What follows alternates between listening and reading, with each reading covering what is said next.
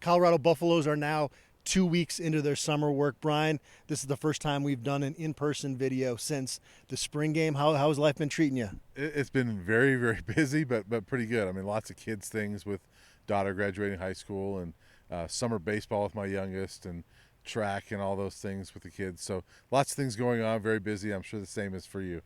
Yeah, I mean, it started out great. We went from the spring game, and my wife and I went to Lisbon for a week, come back, get COVID, and then our house gets destroyed by a hailstorm. So it was a great summer to begin with. It's been a little bit challenging, but I'm excited to get back talking about Colorado because there's a lot of new talent in this football program. Yeah. And you're always a little bit somewhat leery until they get on campus because we've seen it with DJ Lundy. We've seen it with Rashad Amos that it is not binding until you start taking classes. So Right. to see those newcomers stand up in the team meeting and you're coming down the list and you're going, oh, they got them. They Right. got them all. They're here. So, yeah. And so that I think you had to feel good about that as a Colorado fan. Yeah, for sure, because that is especially when Rashad Amos very recently decided to go somewhere else, Ole Miss, I think, right?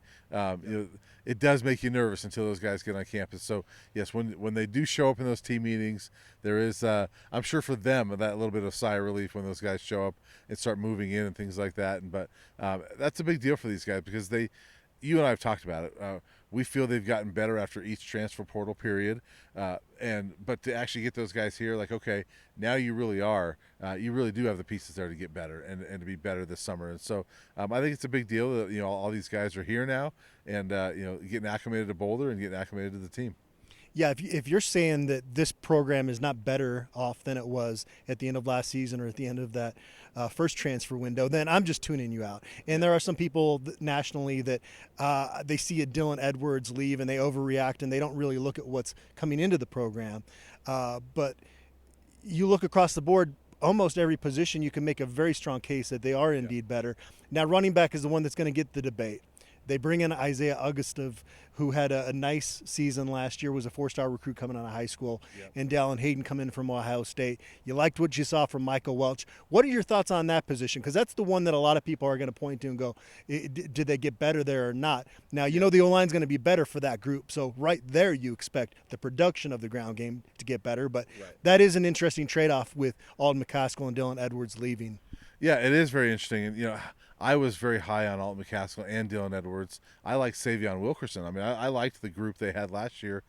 So we'll see with this one. Are they better? I'm not sure. I'll say this. I don't think they're worse. Are they better? We're going to find out. But I do like August Dave. He finished really strong with Arkansas last year. Dallin Hayden has really good potential. Micah Welch, and you can't forget about Brandon Hood either. As a kid that was a four-star until he tears his ACL as a junior. Lots of schools backed off of him, and he only had like half of a senior season, but looked really good again. And C was able to get him along with a bunch of other Hood brothers and guys from that school down there, Eagles Landing, I think it is. And so I think he's a sleeper. I think that he was kind of a steal in that class to get him late. And then Charlie Offerdahl is a guy that is no longer a walk-on. We have to talk about him seriously. Not that we didn't have to before, but walk-ons are different. But when he's got a scholarship now, and all he does is produce, you have to look at him and say that's a guy that can produce for you as well. And so, I like the group. And again, I don't know if they're better, but they're not going to be worse. And I'm glad you brought up Brandon Hood because I think people do forget that he was a pretty highly regarded recruit early on and then went through an injury. And then what happens now, because the recruiting process is so accelerated for these schools and they're more transfer portal heavy now, guys like Brandon Hood can kind of get lost in the mix a little bit. And you turn on his film and go, why was this kid still available at this point? Yeah, well, and I did an interview with his brother Colton, who's also coming here, transfer from Auburn. He's a little bit older than his brother, but and I know it's his brother, but he goes, he's the best running back in the country. He goes, I'm telling you, he's the best prep running back in the country. And I said, okay, well, we'll see.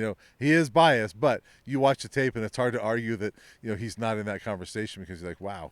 He is pretty impressive in that tape, and so I'm looking forward to seeing him. I loved what Micah Welch was doing in the spring as well, and so I like this group. And that is a position you can see guys come in and play pretty early on as long as they get some of that pass protection stuff down. And now you look at receiver. Will Shepard's on campus now. And you add a Cam Michael who looks the part coming in. Draylon Miller as well. they already kind of had a really solid group at receiver, Yeah. and now it's bordering on embarrassment of riches at that position. Yeah, Cordell Russell's here now, and obviously Travis Hunter, and Caleb Mathis is another walk-on that you have to factor him in as well, because he's a favorite target of Shador. Yeah, you go down the list and it's like, wow. I mean, these guys, there's so many weapons, and they looked good in the passing game last year without protection. What are they going to look like with protection? I did a radio spot recently where I was telling them, like, look, I'm a firm believer that if Shador gets the type of protection that Michael Penix and Bo Nix got last year, he's in New York last year. And I think that if he gets even half that, he's in New York this year. I think that he's that good, and I think you share that. But with these weapons, they're going to have a lot of fun. And at tight end, Sam Hart comes in, and this is a guy that maybe isn't going to put up huge receiving statistics, but they need him to come in and be the real deal coming in from Ohio State, because there's not a ton of proven guys at that tight end position. They moved some guys over from defense this spring, trying to give them a better opportunity to get on the field. But that's one position we don't quite know how much it's going to be utilized and what the production level is going to be out of that. But if you can just, at the very minimum, have a guy come in there in short yard situations and do his job, Right. and he's going to get a little bit of a push, then I think you're okay with that. Yeah, he's a guy that I would hope that Pat Shurmur has some wrinkles in for him, that he's not going to catch 30 passes. I don't think he's going to have a Michael Harrison type season, but maybe it's a goal line thing where he gets the ball. But we talk about the running backs. I think Sam Hart's a big key to that. The offensive line is a key, but you got to have a tight end that can block as well if you're going to run the football. I think he can do that. And I think it reinforces that Yaya Atia was a good add on that offensive line, just looking what he looks like physically coming in here. Now, again, you've got so many guys that now have college experience, and that's why you're so much more optimistic about that group's potential this year.